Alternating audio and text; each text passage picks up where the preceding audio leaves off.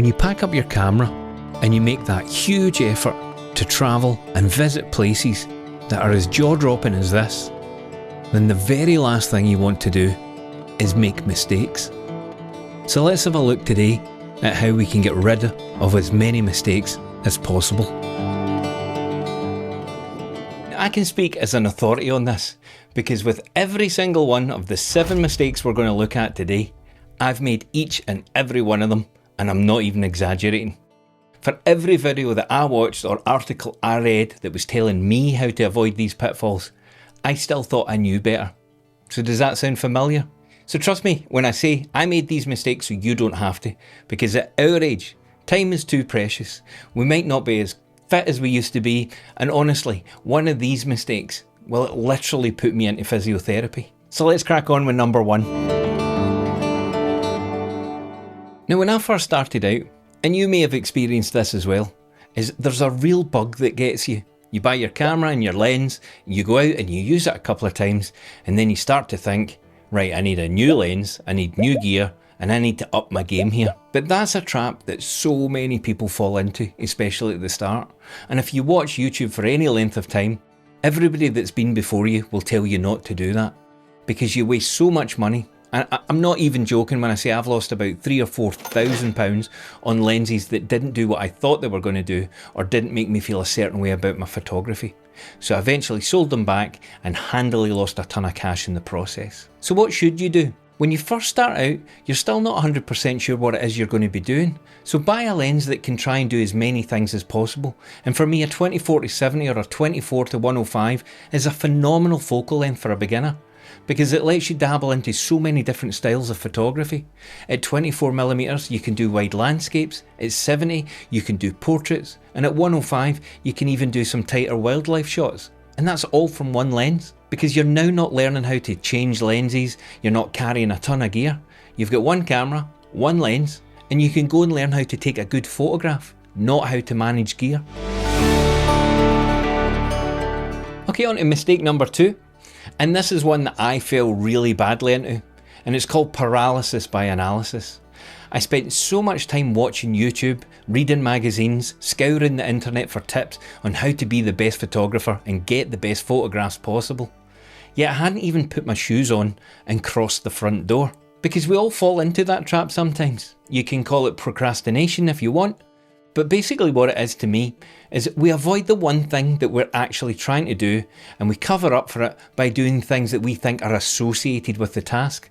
Which is a long way of saying is, rather than going out and taking photographs, we spend hours and hours learning about how to take photographs. And there comes a point where you're actually doing yourself more damage than good, because you just have to get out there. Yes, some knowledge is good, understanding your camera, learning about composition, all very good things. But unless you put it into practice, that's all it is that it becomes theory. And you can't hang theory on your wall. On to number 3. And before I even picked up a camera, I knew exactly what I wanted to be, which was a landscape photographer. That was it, nothing else, just beautiful, breathtaking landscapes. I was not going to point my camera at anything else. And that seemed like a great plan at the time. Then one day, when I'm sitting waiting for the sun to come out from behind a cloud, a fox appeared in front of me. It was about 150 yards away. So I turned my camera with a 15mm wide angle lens and tried to take a photograph. And you can imagine, when I get home, you couldn't see the fox, and it was basically a tiny little dot in a massive landscape. So suddenly, I'm now researching 100 to 500mm lenses to get me up close to that next fox, which completely contradicted my entire landscape photography setup. And that's the point. Because I was so determined I was only ever going to be a landscape photographer, I'd never considered wildlife, street photography, portraiture, any of it. And it wasn't until I started trying these other disciplines that I began to wonder whether landscape photography was actually all I wanted to do. Because street photography became the thing that I now most enjoyed. But the point is, I would never have known that without trying. So here's what I'd say. Take your camera, your one lens, maybe your 24-105, and go out and try everything. And see which one speaks to you. Because once you find the thing that genuinely excites you, it's so much easier to put your shoes on in the morning and then go out and do some really great photography. Okay, number 4, and that is that you must shoot in manual mode if you're a proper photographer. So I'm just going to let that hang there for a second. If you've heard this, and I'm fairly sure that you will have heard this, please let me tell you, nothing could be further from the truth. In fact, for some people, insisting on using manual mode only is a bit of snobbery. Now don't get me wrong, I use manual mode quite a lot. For the first 3 or 4 years I used it exclusively, and that's not necessarily a bad thing.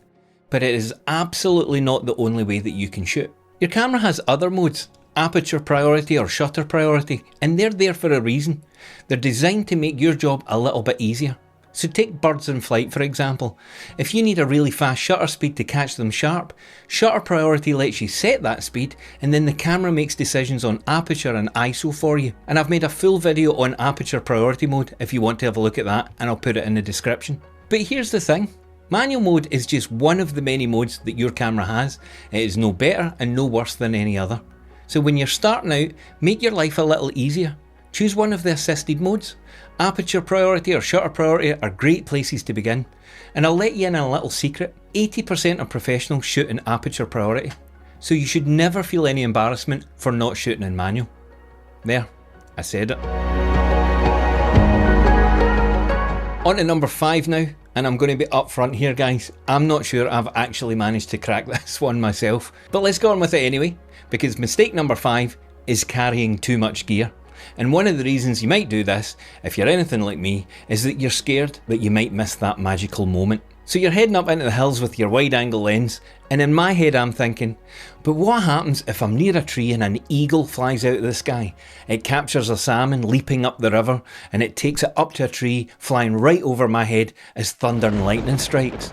I know exactly how that sounds, but I genuinely find it difficult to say I'm leaving my long lens in the house and I'm just going to focus on my wide angle. It's really difficult to do it. And here's the thing, especially at our age, our knees aren't getting any younger, our backs aren't getting any younger.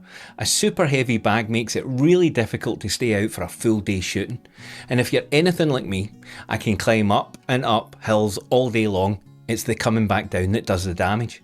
Every single step with a slightly overweight body going through my knees, and then you add a 10 to 12 kilogram pack on top of that. There have been moments halfway down where I'm genuinely thinking, I'm not going to make this all the way to the bottom. A lighter pack makes it more enjoyable, and there is a real health benefit to that as well. So as I've said, I haven't nailed this one myself, but a great place to start is to plan your shoot and plan your location, and then plan your gear around that. And just try your best to resist the urge to ask, but what if that eagle comes again? Number 6 now, and if you don't know what golden hour is, it's that time just after the sun has breached the horizon in the morning, or the hour before it disappears in the evening. And the reason that most landscape photographers love it is because you get a lovely warm side light, shadows are soft and long, and there's just an ethereal feeling to everything. Mountains look magical, there's an amazing quality to the light, water starts to glisten, and both ends of the day are just great times to shoot. But that in itself becomes a trap, because once you've shot in golden hour and your photographs look amazing, it becomes a little less inspiring to go out on a grey overcast day when the light is as flat as a pancake. Or in the middle of summer when the sun is directly overhead, there's not a cloud in the sky, and every shadow is dark and harsh. But here's the thing, those photographs are no worse. You just need to learn how to use that light that's in front of you. Because if you only shoot in golden hour, not only will you take far fewer photographs than you should, but you'll live through a lot of disappointment too. Because everything looks perfect for that fleeting moment, and just as you're about to take the photograph, a cloud comes over the horizon and kills it stone dead. And that's the reality of landscape photography, because for every 20 or 30 times you go out, you'll be lucky to get one great sunset. So get used to shooting in all kinds of conditions. Harsh sunlight is brilliant for street photography in black and white. Those defined shadows can look incredible. And an overcast day is perfect for portraits. Softer light, no harsh facial shadows, a really pleasing result. Because all light is good light. You just need to learn how to use it. So on to our final mistake, number 7. And this one really is the key, especially when you're starting out. Because photography is all about experimentation, learning how to use your camera and becoming comfortable with it so that you can change the settings on the fly. Dealing with changing light conditions, backlit subjects, fast moving subjects. There's a whole lot of different disciplines that you need to get good at if you want to become a competent photographer. And let me let you into a little secret. The easiest way to do that is to take thousands, if not tens of thousands of photographs. I've taken hundreds of thousands of photographs over the last 6 or 7 years, and not all of them were great, but every single one of them taught me something. And the more photographs you take, the more you learn. The more you learn, the quicker you develop. So don't sit there waiting for perfect conditions. If you're a landscape photographer, try some street photography. If you're a street photographer, why not try some portraiture? Just get out there and take as many photographs as you can in as many different conditions as you can, because the more you saturate yourself with the process of taking photographs and composing images, I promise you, you will make faster progress than sitting at home watching YouTube videos on how to be a good photographer. I said in my last video, seeing is doing, and it's so true. Get out with your camera, see something and take a photograph, and then you learn. And if you get home and some of your photographs are bad, that can be even better. Work out what wasn't good about it. What should you have done differently? Was it the shutter speed, the aperture, or the light? Anything you can learn from a photograph, good or bad, means that the next time you go out, you're far more equipped to bring home that next portfolio shot. So thank you for staying with me this far into the video, and now for doing so, here's your reward. You see, this whole video has been about making sure you don't make the mistakes that I've already made. And I've put a ton more information in a couple of ebooks. One of them's on composition, and one of them is about how to take nice sharp photographs. Because if you can get yourself up to speed with these things quickly, your enjoyment of photography will grow exponentially.